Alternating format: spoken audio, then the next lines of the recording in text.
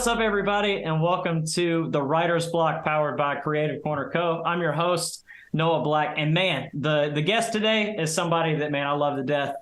He recently was announced as the new vocalist for The Dirty Lowdown, and man, he's such a gifted songwriter, somebody that I would consider he's just deeply connected with the art and the craft and everything that just kind of goes into the music process. And man, he's just somebody I would say I share a deep bromance with. So welcome, Will Wallace, to the podcast, man.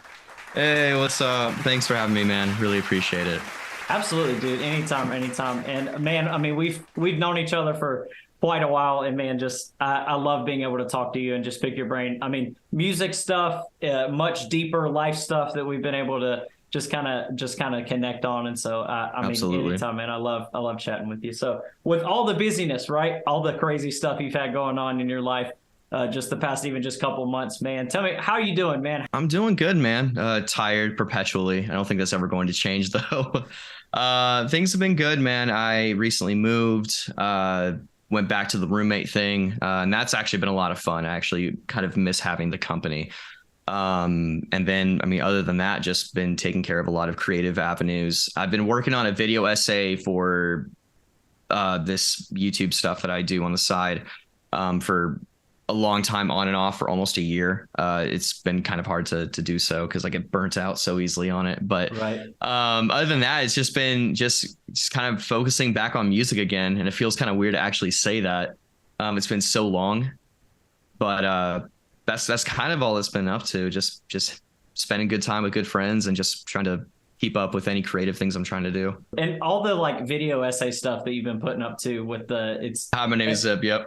Yeah. And dude, it's so cool. There's so much stuff you put on there too, that like, I'm not myself been interested in within the past, but you make it so interesting. And so it's one of those, I'm like, thank you, man. I appreciate that. But yeah. And so, like I said, at the top, man, you recently, you just got announced as being a part of The Dirty Lowdown, and man, just jumping into that. And so, man, tell me about that relationship, how that came about. I know a lot of your journey and stuff too is you care a lot about the music scene and networking and just building relationships. I'm sure that's where a lot of that came from, but just break some of that down for the people that don't know too much about how that came about.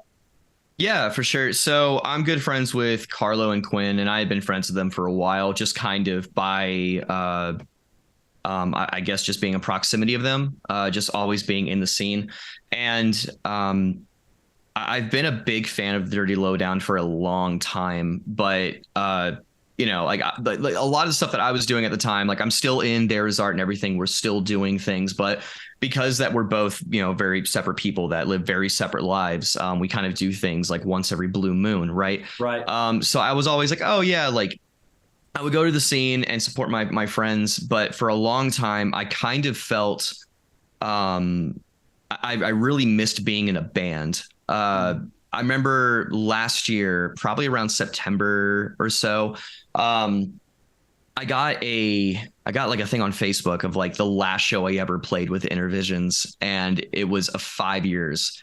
And wow. I remember like I love everything that I do in There Is Art and everything, but because we are so slow with everything we do, just because of the nature of the project, we never play shows. And even when we play shows, it's just us, right? It's not a full band. We could backtrack things if we want to, but it's not the same experience, right? And so I remember at that time I made a post about how I really wanted to be in a band again, because it had been 5 years since I had even performed with a full band, and I really missed doing that.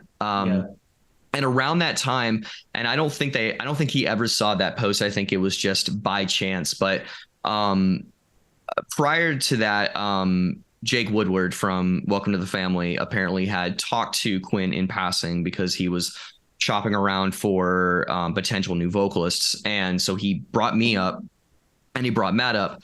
Well, Matt lives in Atlanta, so that wasn't going to work out. So then Quinn hits me up saying, hey, would you like to audition for The Dirty Lowdown? We're doing some, we're rearranging some things. And it was hard for me to not like be like super, super ecstatic in my messages, because I was very, very, very excited, incredibly excited. I had seen these guys multiple times at a ton of shows, and I always loved when they played, because you would have all these bands in the Charlotte scene that are, you know, very punk oriented or very metal oriented, but you never had something that was kind of in between that also had like the groove of other influences that really like would shine through, right? So I felt a big imposter syndrome, and I still do. And so I sent them an audition video one day before going to the gym and tried out with them. And a couple of practices later, they asked me if I could join. And that's kind of like where it kicked off. We kept it quiet for a while because there were some things they were wanting to work on in terms of like they were trying to get this record out and everything else. And so they wanted to focus more on that before anything else.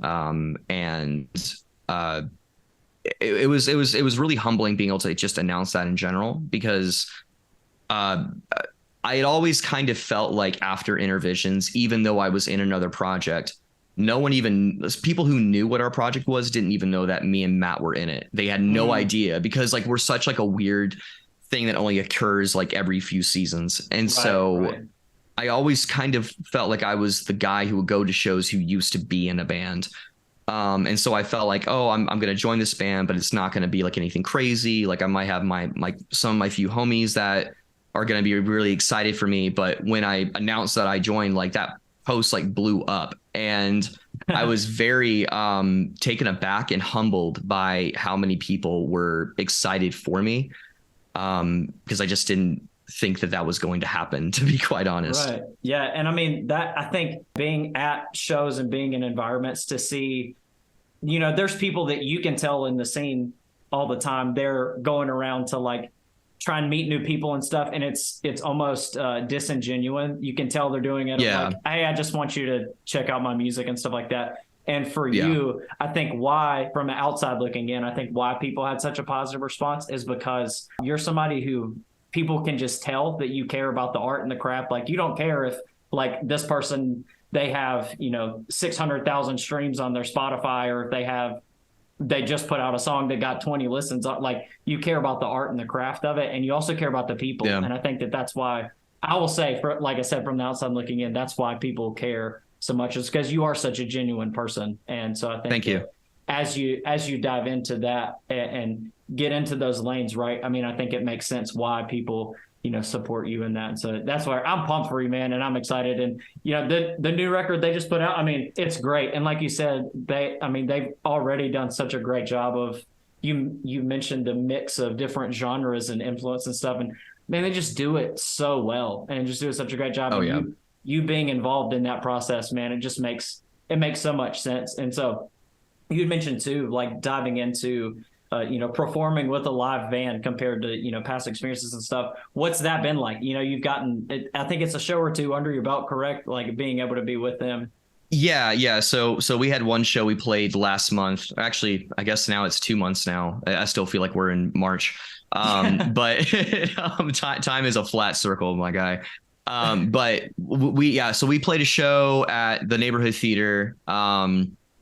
And we were the opener for that, and we had a very short set, but we ended up having the largest crowd from that, which was I was so incredibly nervous, because even though I had been on the stage before and I had done stuff that was a little more intimate in front of people, especially with There's Art and everything, being in a full band like this and singing songs that I didn't write, I felt like there was much more pressure on my shoulders, and just the amount of nervousness I felt, but it also was a lot of adrenaline. And even though because I mean, and I'm sure that you can attest this so many times with any set you've played, whether it be like in other bands or worship bands or whatever, but whenever you mess up, you know, when you mess up and you have this thing in your back of your mind, like, no, like get back on track. But then you kind of realize, especially when people haven't seen you before, that they don't know. And even if they know, 9 times out of 10, they do not care. Right. They're all there just having as much of a good time as you. Right. So they don't really care how technical you are. Like, I think the only people that really care about that kind of stuff really are other musicians who are there to try to observe like what you're doing. Yeah. And there's nothing wrong with that, but that's not the whole reason shows are there. Right. Like, it's there to have a good time and entertain people, and people entertain back to you. but it was, I felt so excited, and I didn't really realize until after the set how much I had missed doing that. Just running around, acting a fool on stage, making stupid ass banter, and just not really, not feeling like I have to be very like, because with Theirs Art and everything, like yeah, we have fun with it, but also we have this deep message behind everything, right? Everything's trying, like, especially with this new stuff we're working on, it's very introspective and talking a lot about like the human experience, and so there's a tone there. But with Dirty Lowdown, it's just like, just get on stage, have fun. Like they top off every show with a shot before they do everything. It's literally just about having fun, making stupid noises into the mic, and just like trying to get people to raise their glasses to you. And I love that so much. It's such a different tone, and I feel like it's so cool because now I've got like these different. I've been able to experience these different things. Like, I mean, like you and I talked before how, like, I mean, I used to be in a worship band. So having like that very like worship oriented attitude when you're on stage, like there's a certain reason you're trying to do certain things. And then going from that to a metal band where we're ripping apart drum kits and I'm punching people in the face and I'm trying to like, because I remember like I kicked like Never Eye's drummer in the chest to get him to move because no one was moving. And like I would do stuff like that, just very aggressive and just being an asshole for no reason, to something that's more akin to a worship band with Theirs Art and everything, but a little bit more not about like one single thing. It's about like everything, right? Right. And then going from all that to the Dirty Lowdown, where it's a little mix of all that, but at the same time, you don't take it seriously. You just have a good time. Yeah. So it feels like it's all come full circle for me, and it's been very, very rewarding in that sense. And that's so cool too. And I'm sure for you, it like you said, it gives you the different environments and different kind of mindsets going into it. How does that, like, so far being a part of it, how has that challenged your songwriting or your perspective going into the process of like just trying to create something and make it into something else? That way it's not in this like niche little box or anything that you've been necessarily accustomed to in the past. Is something brand new. What's that been like? It's been challenging, but really rewarding and fun. Because everything that I've ever written about has been some sort of concept or something that is metaphysical. And it's this whole thing about like, I mean, Theirs Art and everything is all about the concepts of like just living, right? And then Intervisions was the concepts of Lord of the Rings. So everything was about concepts rather than trying to write about, okay, like, what are you feeling, right? And the Dirty Lowdown is allowing me to do that. And one thing I've really appreciated about it is that in terms of a full band environment, lyrically, I've always written things by myself in that sense. Theirs Art and everything's a little different, but like in a full band, it was always me. I had to come up with all the lyrics. With the Dirty Lowdown, it's been a really good opportunity for everyone to sit together in a room and we all just try to fire things off to each other. Yeah. And I've really, really appreciated that experience because I've been able to do that with Theirs Art and everything, with recent stuff we've been doing. And I like that much better than me trying to sit down by myself and write about things. So it's made it challenging in its own way because you have to contend with 4 or 5 other people, but it comes out with a much better product and something that is just everyone satisfied with, not just you or one other member of your band. Right. So I've really enjoyed that aspect of it. It's been challenging though. Yeah. I remember putting out music on my own for the longest time, and it was just write something. I like it. I put it out. But I didn't really consult with anybody just because I'm like, I'm on a budget and I can't afford a producer and afford this, afford that. And which was fun. Yeah. There's elements of it that's fun with it. However, you look back on it, like I look back on that stuff, I'm like, golly, that stuff sucks. But now, you know, fast forward, I felt like the songs that I've been most confident in, even as somebody that's doing music on their own or solo artist, however you want to say, is the stuff that I've sent out to people to get feedback and they give their insight and tricks and stuff of what to make it better. And like you said, getting in a room full of, you know, 5 other guys or whatever it is, that it helps you to really get better and really sharpen it to where, you know, that's where you find that as a songwriter that you can take these personal experiences, but other people can help really elevate it and bring it to life in such a big way and make something that you're going to end up being more proud of anyway. And so absolutely. It's cool. It's cool to hear that as well for you. And so you mentioned too, you're jumping into something that you haven't, you know, you've not been of the founding vocalist of this band or anything like that. Has that Mm-hmm. made you feel pressure in the writing process so far? Have they kind of helped encourage you through that? What's that been like too? So I think a lot of the pressure has been on myself because everyone in the band has been extremely welcoming and encouraging. They've all made me feel incredibly welcomed, and I constantly feel like the pressure is on me because I need to make sure that I'm living up to the expectations that have been set for me, right? Not only that, but also, I mean, they've gone through two other vocalists before this, and both of them were incredible, both in their lyrics and their vocals. And so, trying to fill those shoes without trying to imitate other people, because it kind of harkens back to, you know, feeling that imposter syndrome.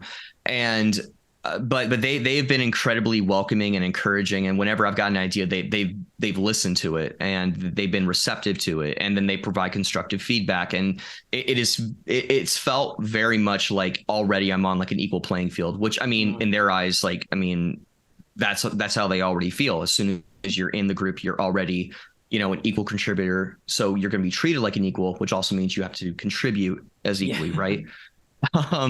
So a lot of that pressure is probably more on me than anybody, because I think that I think so far they've been encouraging enough for me to where I don't feel, at least I don't feel it from them, I feel it for myself. Yeah, for sure.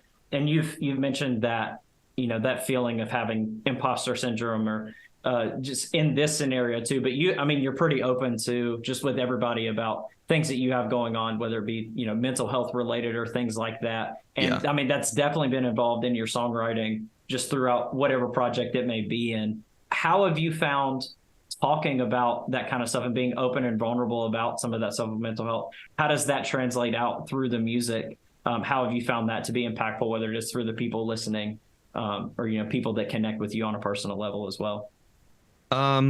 So, I mean, I've definitely been pretty open about a lot of the things that are going on, sometimes to my own detriment. I think in the past, I think that I've kind of aired my own dirty laundry, sometimes a little too openly. And that doesn't mean at all that you shouldn't talk about mental health, and you shouldn't make it a priority to be open about it and talk with people about it, because that's where the conversation starts. But I think that in the past, like there have been plenty of times where I've felt like I've had something really positive or something just impactful to say.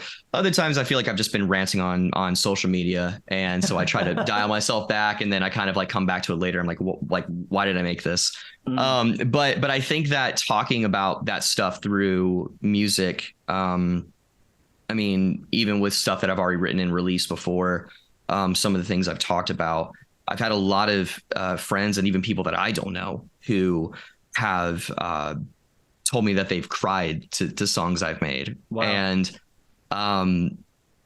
it feels strange, I guess. Not bad, because it definitely doesn't feel bad. I think that if you're able to make art, because art should be impactful if it can be, and I think that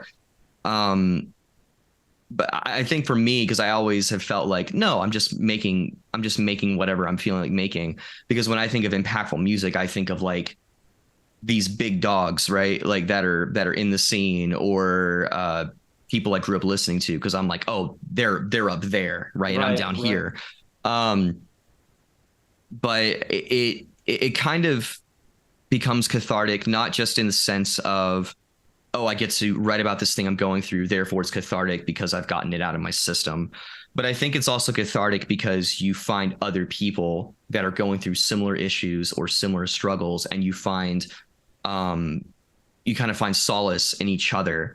And it allows you to really, I mean, and because that is the thing, at least in my mind, that music heals. It doesn't necessarily heal by listening to it. It's the connections you make through the music that allow you to heal. Right. And the people that you're willing to talk to because of shared mutual interests of a favorite band or a favorite genre, or you know, anything akin to that. That is really the thing that allows people to heal and have that conversation. So I think for me, like, that's been the most cathartic aspect of it, is that through things I've written, through things that other people have written, it's allowed me to connect with other people that I otherwise probably would have never met, or even like made connections with, and become friends with. And so I think that that's probably the biggest thing for me, that like, in that whole sphere of like subject matter that I've really taken away from all that is just like the community it brings together just from trying to heal together. Yeah. I love the openness talking about mental health and talking about stuff that you hear people really diving into. And, you know, I don't know much about other, you know, kind of regional spheres of stuff. And I'm sure there's some that do pretty similar. But it is very eye-opening, and it's very refreshing to have that kind of, you know, experience, and people just rallying around each other and just supporting each other, you know, and especially that's really what a scene needs, especially right now coming I say post COVID, but like coming out of that world a little bit more. And I don't even like using the term back to normal, because I think there's things we learned and took away from it that were honestly beneficial. It was a sucky situation for everybody, but I do think it gave us an awareness of things like that, of being more open about, you know, mental health and talking about things we're going through, because we were so disconnected for so long. And so shows and things like this are such a connecting point for people. And so for somebody that does have that connection with music, they have that deep, you know, kind of, you know, they're connected with the art of it and the lyricism and how it makes them feel and how it makes them grow. For you, that I'm sure you've seen a lot of people that kind of want to get to a point where they are in a situation where they're connected with a band, or they're writing their own things, or doing, you know, this, that, and the third. What would you say to those people who maybe are interested in dipping their feet in the water and trying to make a move into writing music? Or maybe they are already writing music, but they're just trying to take a next step, and they're trying to advance it and, you know, take it to the next level. What's some insight from your perspective from all the different projects you've worked on in the past, and say, what kind of advice would you give that person to say, hey, man, just go for it and just do this? What would be some of that advice you would give? So a lot of my perspective is going to like also come from just being a local musician, because I've never done a lot of the national stuff. I mean, I've never gotten to that level. So I mean, a lot of what I offer is probably just going to be more on that level. It's not necessarily going to be if you're trying to like elevate your career or anything like that. I do not have the privilege to do so, but I think that when you're making stuff, or even if you're just trying to get into music, I mean, I genuinely think that if you're just going to shows, that's kind of really like where it starts. You find people that you might connect with. A lot of times, like, I mean, especially in the climate of the scene now, especially in Charlotte, you can walk up to a lot of strangers and just start talking to them. And maybe that's just me. I've never really had a problem with talking to strangers. I've always enjoyed conversation and connecting with people I don't know and finding out what they're about. But I've always felt like that's just really all you need to do. A lot of times you just need to like connect with other people, because 9 times out of 10, a lot of the people that are in the scene are also musicians who are also making music, whether it be publicly or just making stuff in their bedroom, you know? Right. And so I think that like connecting with those people, finding a friend group, going to more shows, walking up to bands that you just saw and just chatting with them, getting to know who they are. You'll find like that it's a pretty small world in that aspect. And you'll find that like a lot of people like will probably like, you know, mess with your stuff hard. Like they will. And a lot of times too, like, if you're working on stuff, you can always be like, hey, like, we've been friends for a while. I want to show you this thing that I've working on. And a lot of times they'll be pretty receptive to it, especially if, you know, you've made those connections. And a lot of times too, like they'll want to exchange their stuff with you too. And so you almost like you swap files, and then you almost like listen to them, and, you know, you come back. I mean, you and I have had things like that before with people, I'm sure. But I mean, I really just think that it's about just not trying to stay in your shell and just connect with people. There was somebody who, I think they're only 19 years old, and they recently joined the scene here. And I remember they were asking me and my roommate, they were like, yeah, I just started going to shows. Like, I don't really know like what any of this is about, and I want to get into music. It was actually a very similar question, actually, funny enough. But I mean, we just kept, encouraging them, like, just come to shows, do whatever you need to do, just keep talking to people, making connections. And then a lot of times, if that's something you really want and you're putting in work for it, especially in the background, the blocks will just fall into place. Yeah. It might not be like right then or there, but it'll be later. I mean, like, I was 5 years without like a full-time band. And now I'm back in one playing shows again. Yeah. A lot of the times that kind of stuff just takes time, and it's really just going to come down to just making connections with people. Yeah, yeah, absolutely. The networking side of things is just, it's so important and it's so necessary that I love the platform that social media like gives you to be able to promote music and stuff, but there's such a deeper connection when you're there face to face with a person and you're actually having a conversation. Like you said, I mean, just from local shows, or if it's, somewhat bigger shows where, a lot of locals are going to go and stuff within the Charlotte sphere of things, especially like you said, every person I've come up to, I don't think there's been a single person that I've been like, hey, yo, what's up? Like, and they've been a jerk. Like, every person is just the nicest person ever. For the most part, it's like, we're probably all just socially awkward people. And just like, if you come up and talk to me, I'm going to carry on a conversation with you. It's just that, like you said, taking that initiative and just, finding some sort of conversation starter and stuff like that. And I've found that that's been one of the most natural ways to building relationships with people. I can name so many contacts in my phone that I text on a regular basis that were just like on a whim, met at a show and was like, hey man, I like your shoes, or like, I like your shirt. Yeah. And then it just starts a whole thing. Well, no, absolutely. And I remember a long time ago, I made some sort of post that was like, I was like the conversation starter that started most of our friendships when we were all teenagers, when we were all getting into heavy music, was, hey, I like your shirt. Like so many of our friendships that are lifelong friendships started just by passing by someone and just like finding that common interest in the same genre. Yeah. And like, to your point too, with, excuse me, about, a lot of us being socially awkward. Like, I mean, absolutely. I mean, I think like I don't have a problem talking with strangers, but that doesn't mean I'm not socially awkward. Yeah. Like it's, and I think a lot of us, because even though finally metal and hardcore and a lot of these heavier genres are starting to become much more in the public eye and become a little more widely accepted. Yeah. A lot of us, especially when we were in high school, were kind of seen as the weird kids. And so we were kind of seen as pariahs because of like how much we were into these genres. And so I think a lot of us, didn't really develop a lot of those social skills that we really needed or really craved or wanted. And so I think like a lot of us are equally as nervous with each other. So if you're nervous with someone, they're probably nervous about you. Just go talk to them. It's okay. Just have a good time, make some friends, I mean, like, and that's how it was. Even like, I mean, like I've made friends down in Atlanta. Like I used to never go down to Atlanta. And then I started going down there a few years ago because Matt moved down there. My bandmate in there is our and everything. And I've made a ton of connections with a bunch of bands and other people in that scene down there just from talking to people and getting to know who they are, from going down to shows of the Masquerade or working on music with Matt and having mutual friends come in to help. Yeah. It's all about friendships, man. It's all about connections, and it's all about just taking that initiative to talk to people. Yeah. Yeah. It makes the world a difference. And it's one of those natural things I mentioned at the beginning of it not being I want to build something with you so that way you will listen to my stuff.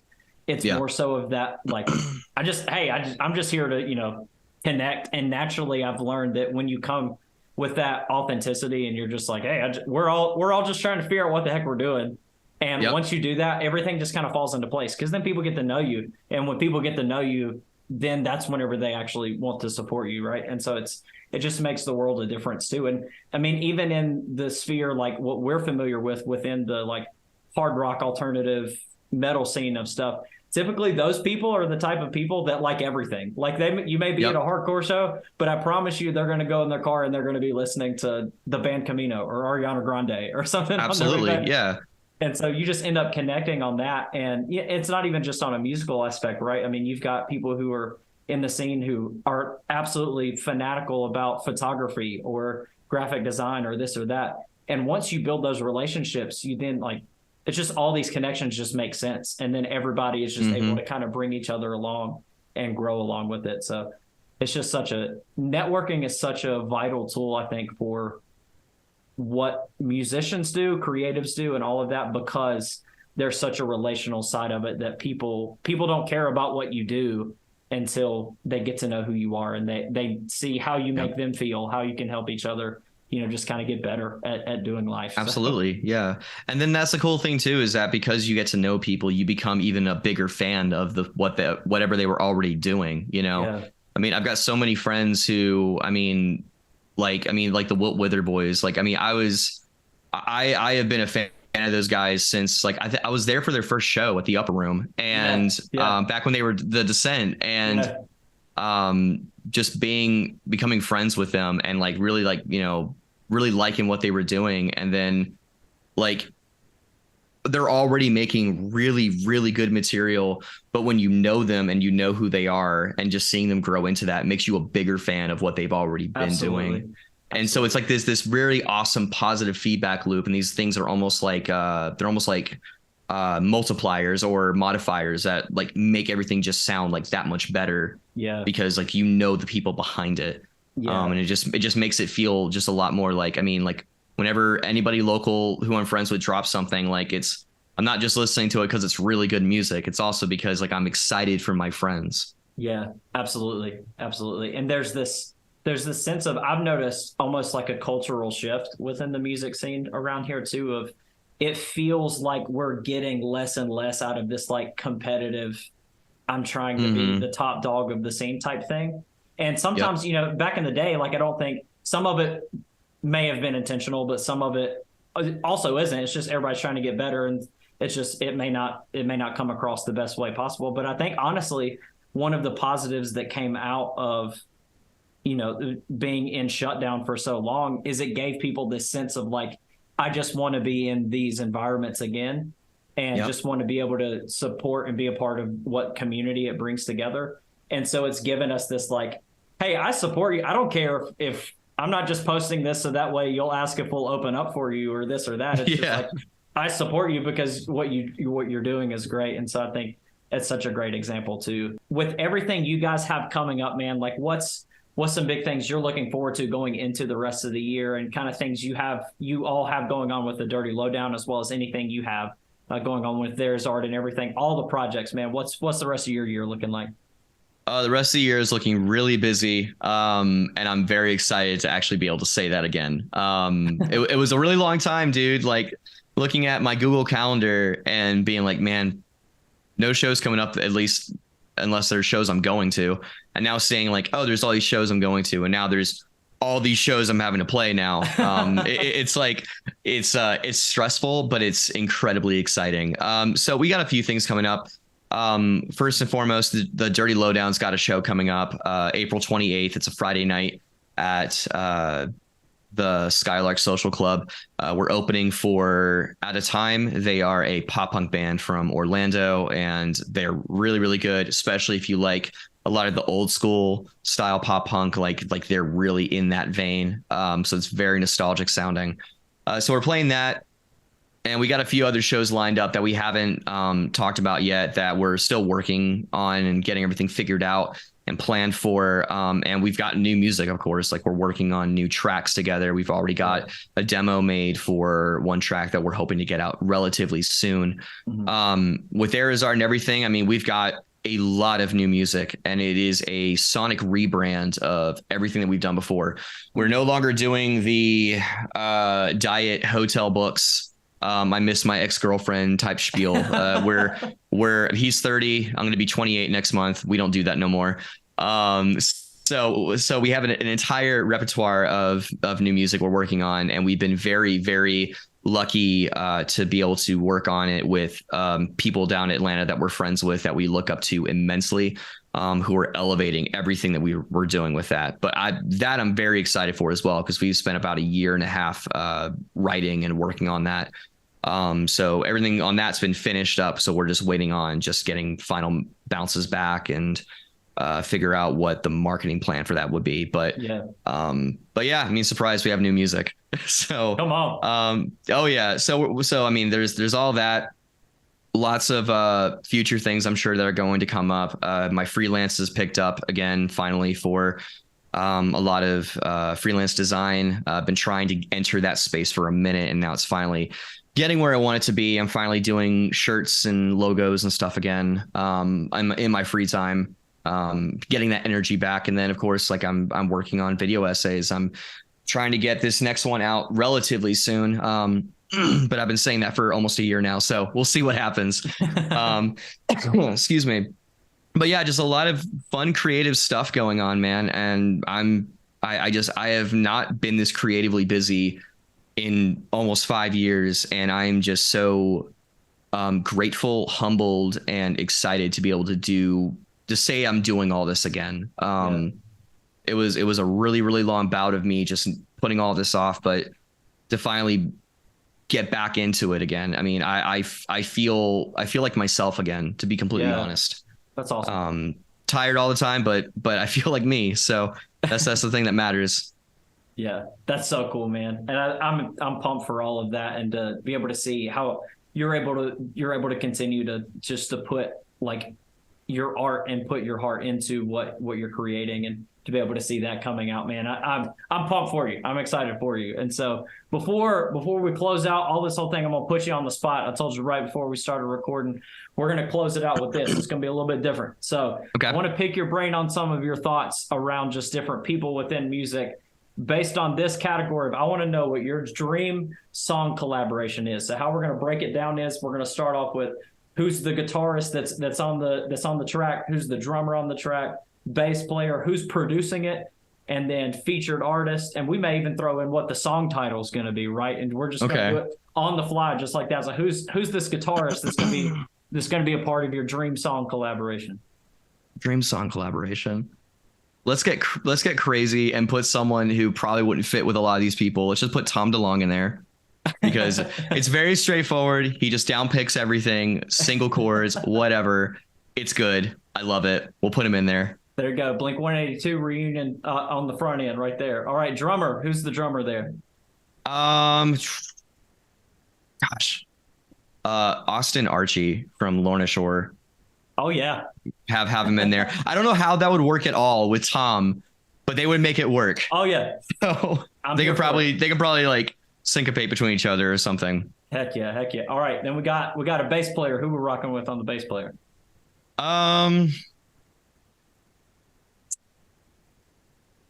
Okay, let's put Tristan from Den of Wolves. There you go. Let's go. All right. And so then you got that. You got a solid team already on the front end. Who's producing this track? Will Putney. Let's put Will Putney. There you go. we're blending all the genres together. We're getting everybody involved. Yeah. All right. And then you're coming out the gate, right? You're singing. And you're singing in the song, you got past the verse and the chorus, and now you're going into verse 2, and you got a featured artist on it. Who's the featured artist? If he were alive, Chester Bennington. There you go. I'm with that. So far. All right. So you got all this people. All right. Off the top of your head, you got all these people, you got this melting pot and just fusion of craziness and chaos going on. What's the song title going to be? You're going to put you on the spot on that. The song title is going to be, I'll put a song title that I made when I was in high school. A traitor and ham sandwich, and in parentheses, with a side of chips. There we go. Listen. Yeah.